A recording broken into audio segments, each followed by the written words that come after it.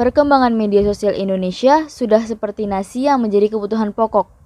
Menurut data yang dipublikasikan We Are Social, sebuah perusahaan asal Inggris, pada Januari 2021 terungkap bahwa 202,6 juta penduduk Indonesia telah menggunakan internet, dan 170 juta di antaranya telah menggunakan media sosial dari total 274,9 juta keseluruhan penduduk. Jika dipresentasikan, ada sebanyak 61,8% jumlah penduduk Indonesia yang aktif menggunakan media sosial.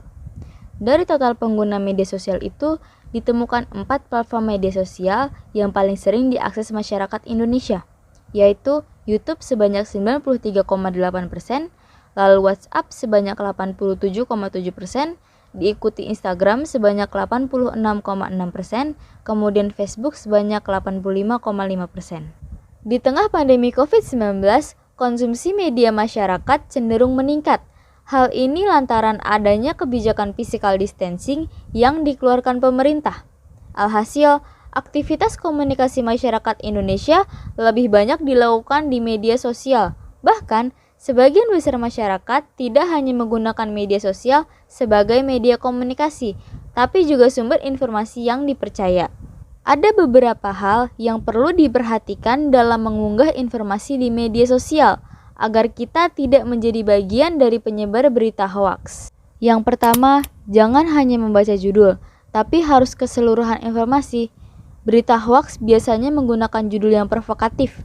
Pengguna media sosial yang enggan membaca keseluruhan informasi biasanya hanya membaca judul, lalu mempercayai informasi itu dan menyebarkan sesuai dengan kesimpulan judul yang dibaca. Yang kedua, mengecek sumber berita. Banyak informasi beredar luas di media sosial.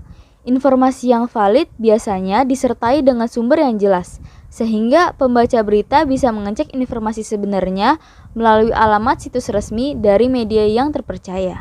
Yang ketiga, membandingkan informasi dari media sosial dengan beberapa media massa. Jika dirasa masih belum meyakinkan terhadap kebenaran suatu informasi pada satu situs, pengguna media sosial dapat mengecek di situs lain dengan membandingkan fakta yang diusung. Jika informasi yang terdapat di beberapa media sama, dapat dipastikan informasi tersebut valid. Di era media sosial seperti saat ini, penggunaan media sosial tidak bisa lagi terbendung dan dihindari. Mau atau tidak, sebagai masyarakat yang tidak mau ketinggalan zaman, media sosial harus kita terima. Pertanyaannya sekarang, kita mau menjadi pengguna media sosial yang seperti apa? Mari bijak dalam bermedia sosial agar tidak merugikan diri sendiri dan orang lain.